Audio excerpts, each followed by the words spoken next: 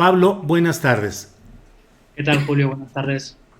Bien, Pablo, gracias por tomar la llamada. Y Pablo, recurro a ti porque he leído la información más puntual y más detallada sobre este tema de Tlatlaya, Estado de México, en los reportes que tú has ido haciendo.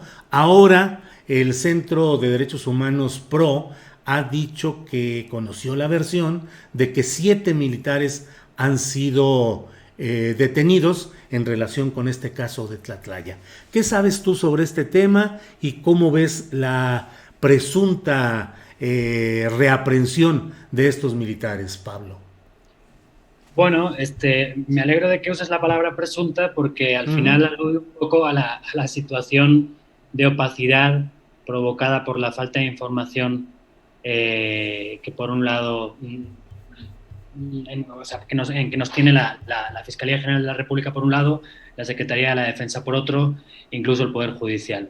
Porque a día de hoy han pasado pues, bastantes horas desde el anuncio que hizo el Universal en su edición de ayer, pues no tenemos confirmación oficial, ¿no? Uh Nosotros -huh. hemos hablado en el país con el general Francisco Enríquez, que está a cargo de comunicación social del Sedena, y no nos ha querido confirmar la información, lo mismo en la Fiscalía General de la República, lo mismo en el Poder Judicial, no entendemos muy bien a qué se debe esto, y además, no sé si tú te acuerdas, pero justo hace pues algo más de un año, cuando el Tribunal Unitario confirmó la orden de aprehensión contra los 7 militares que participaron en el asunto de Tlatlaya, la actitud de las dependencias involucradas fue la misma. O sea, nadie, ni el Poder Judicial, ni la Secretaría de la Defensa, ni la Fiscalía General de la República confirmaron nada y no acaba de entenderse muy bien el por qué nadie da información al respecto, ¿no? Más la Sedena, porque al final los militares supuestamente volvieron a la cárcel militar, que depende efectivamente de la Secretaría de la Defensa, y seguramente un general no tendría demasiados problemas para saber si hay o no hay dentro de la cárcel militar una serie de elementos. Pero bueno, en fin, más allá de eso, creo que la noticia es muy importante en caso de ser cierta, que entendemos que sí, ya lo han confirmado otros medios con sus fuentes.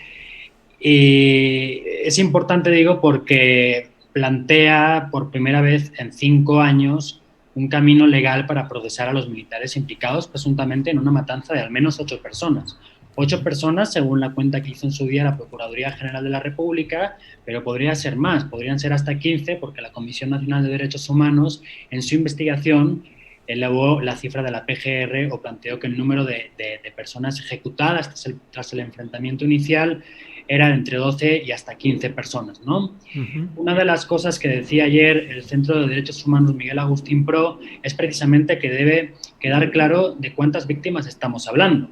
O sea, hasta ahora no hay una explicación que trate, o no hay forma de explicarse por qué el desfase entre las cifras de la Comisión Nacional de Derechos Humanos por un lado y la Procuraduría General de la República por otro. ¿Por qué hay un desfase de hasta 7 personas que podrían haber sido ajusticiadas o no?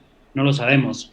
Debería armarse algo parecido a una mesa de peritos o entre fiscales y visitadores de la PGR y de la CNDH respectivamente para que pudieran ponerse de acuerdo y por lo menos llegar con una cifra más o menos consensuada que nos permita entender las dinámicas de aquella noche, ¿no? Del 30 de junio de 2014, de la madrugada del 30 de junio de 2014.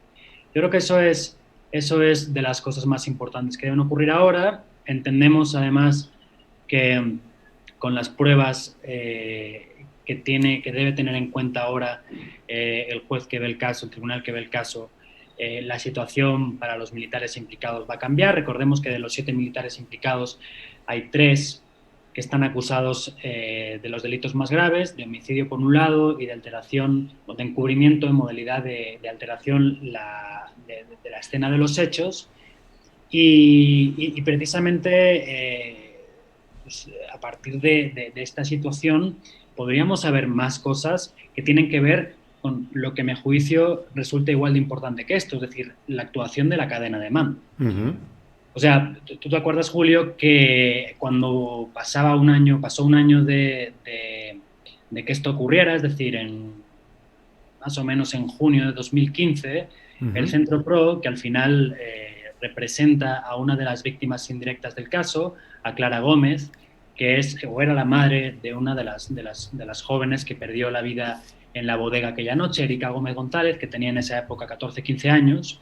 Ellos descubrieron, en la parte del expediente al que pudieron acceder, un documento que en lenguaje técnico castrense se llama orden de relevo, en la que el comandante en funciones del 102 Batallón de Infantería, que era el batallón al que estaban adscritos los soldados que participaron en el enfrentamiento y posterior asesinato de civiles allá en Tlatlaya, planteaba, digo en este documento, el comandante en funciones del batallón, una serie de directrices bajo las cuales debían actuar los militares que estaban pues en actividades de patrullaje, etcétera, en esa zona, en esa época, ¿no? Y una de las directrices que planteaba la orden era que la tropa o el personal de tropa debería actuar en horas de oscuridad con el objetivo de batir delincuentes, ¿no? Sí. Luego se discutió mucho, es verdad, la Sedena en su día planteó que en realidad, bueno, era una orden mal entendida, no se trata de abatir delincuentes, sino de abatir homicidios, ¿no? Pero bueno, nunca se aclaró, y no se aclaró nunca porque casi hasta el año pasado los abogados civiles, o sea, los abogados del Centro Pro, no pudieron interrogar a los militares que conformaban la cadena de mando vinculada al caso Tlatlaya, o sea, a los comandantes del batallón, pero también al comandante de la zona militar y al comandante de la región militar sobre todo, ¿no? Y el asunto es que, y esto creo que lo hablamos en tu espacio hace unos meses, sí. Es que pues, apenas días después de que esto ocurriera, apenas días después de que los abogados del Centro Pro pudieran interrogar a los generales que conformaban la cadena de mando en aquella época, la Fiscalía General de la República dio carpetazo a ese asunto, ¿no? No dio carpetazo a este asunto que implica a los militares que estaban aquella noche en Tlatlaya, pero sí al asunto que tiene que ver con la cadena de mando, ¿no? Entonces, lo que vemos ahí es que igual a partir del proceso que implica a los militares rasos, a los que estaban sobre el terreno, a los que participaron en el enfrentamiento y las presuntas ejecuciones, podríamos saber más cosas de la cadena de mando. Eso creo que es una esperanza que tenemos todos y además un derecho de las víctimas indirectas, de los familiares de los asesinados. Sí, pues muchos vericuetos, muchos silencios, muchas partes inconclusas en algo, Pablo, que a fin de cuentas parece que es pues la continuidad de lo sabido, que es la fuerza del poder militar y la capacidad de entorpecer acciones de justicia o de bloquear procesos judiciales. Esperemos que esta presunta reaprehensión de los 7 militares pueda abrir camino a esclarecer todo este tipo de hechos y a tener no solo claridad, sino justicia en cuanto al número de realmente los abatidos o ejecutados aquella madrugada y desde luego de la cadena de mando. Pero como otros hechos en este tiempo, ¿te parece que deben ser reabiertos expedientes de abusos militares, Pablo Ferri? Bueno, desde luego todo aquel que no haya llegado a una situación justa para las familias de las víctimas o para las propias víctimas, desde luego debería reabrirse, ¿no? Para mí el asunto o la orden de relevo, el documento donde aparecía esta directriz en la que parecía señalarse a la tropa que debe abatir delincuentes, me parece, o sea, muy claro que todos los eventos que ocurrieran bajo este tipo de directrices en cualquier punto del país, porque además otra de las cosas que no sabemos y que nosotros, yo junto al Centro Pro, hemos estado tratando de descubrir estos años y no lo hemos conseguido porque la Sedena no ha querido abrir su archivo, es en cuántas zonas militares o regiones militares del país o en cuántos batallones o regimientos ha imperado esta orden, ¿no? Al final, una de las declaraciones del comandante en funciones del batallón que firmó esta orden es que en realidad esta orden era un machote. O sea, era la copia de otra orden, que igual era copia de otra orden, y así hasta llegar a la original. La pregunta es, bueno, ¿durante cuánto tiempo y en cuántas regiones del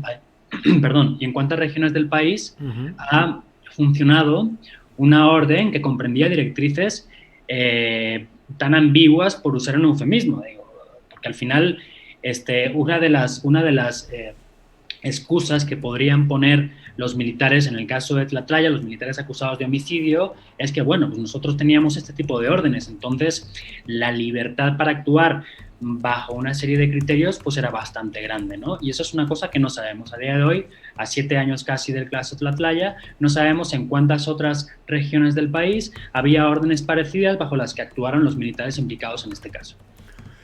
Pablo Ferri, como periodista, ¿cuál ha sido tu experiencia en este lapso del gobierno del presidente López Obrador y de un nuevo mando militar en la Secretaría de la Defensa Nacional? ¿Ha habido una mayor disposición para informar, para dar claridad en algunos temas, o continúa el mismo esquema cerrado y opaco del pasado? Bueno, yo creo que al principio, durante 2019, se intentó trabajar con cierta apertura eh, en relación a la forma que nos habían acostumbrado durante el gobierno anterior, durante el mandato de Salvador Cienfuegos como secretario de la Defensa. En mi caso, por ejemplo, en 2019, justo cuando estaba la crisis del robo de combustible en Guanajuato, bueno, el principio de la crisis de robo de combustible en Guanajuato, que el gobierno mandó al ejército a acampar literalmente encima de los ductos. La apertura fue bastante grande. Nosotros pedimos permiso para ir a la zona entre Celaya y Salamanca y nos la dieron, nos recibieron en el cuartel, no recuerdo si es regimiento, batallón que hay allí cerca de Salamanca. Y nos dieron cantidad de explicaciones, nos estuvieron paseando por los ductos, o sea, sí parecía distinto. Ahora, por lo menos para nuestra experiencia en el periódico, algunas publicaciones, perdón, que tengo la garganta medio tomada hoy. Sí. Algunas publicaciones que hemos hecho sobre la presunta contratación de la Secretaría de la Defensa con empresas fantasma durante los años de Peña, sí que creo que ha provocado cierto distanciamiento, ¿no? O sea, no tenemos esta comunicación que tuvimos al principio. No sé cómo será con otros medios, yo supongo que con otros medios igual es distinto, no lo sé, pero desde luego en general y a partir de las críticas vertidas pues, por casi la mayoría del espectro mediático en México, siento también una cerrazón, una especie de reacción hacia el cierre por parte de la Secretaría de la Defensa, en el sentido de, bueno, pues si tanto nos critican por tener tanto poder o por estar acumulando tanto poder, pues ya mejor ni hablamos, ¿no? No lo sé, también es una sensación mía que más allá del ejemplo que te mencionaba tampoco podría probar, pero sí, o sea, desde luego todos los intentos de obtener información, digamos, sensible, como el ejemplo que te daba de la orden de abatir y su uso a lo largo y ancho del país, pues siempre se contesta con evasivas o con negativas, ¿no? Entonces, eso a mí sí me parece preocupante, y más en un contexto en donde se está discutiendo la pertinencia de la existencia del Instituto Nacional de Acceso a la Información, por ejemplo, ¿no? Que siempre ayuda a que las dependencias del Estado y del Gobierno entreguen información que pretenden ocultar o pretenden dejar fuera del alcance del público. Pues Pablo Ferri, esperemos a ver si se confirma esta versión que ha dado el Centro PRO y que publicó el diario El Universal de la reaprehensión de 7 militares relacionados con el caso Tlatlaya, y bueno, pues ya podremos un poco ver qué tan en serio y qué tan a fondo puede irte esta reapertura o esta reactualización del tema de Tlatlaya. Así es que, a reserva de si quieres algún comentario, Pablo, por mi parte te agradezco tu amabilidad de darnos esta entrevista.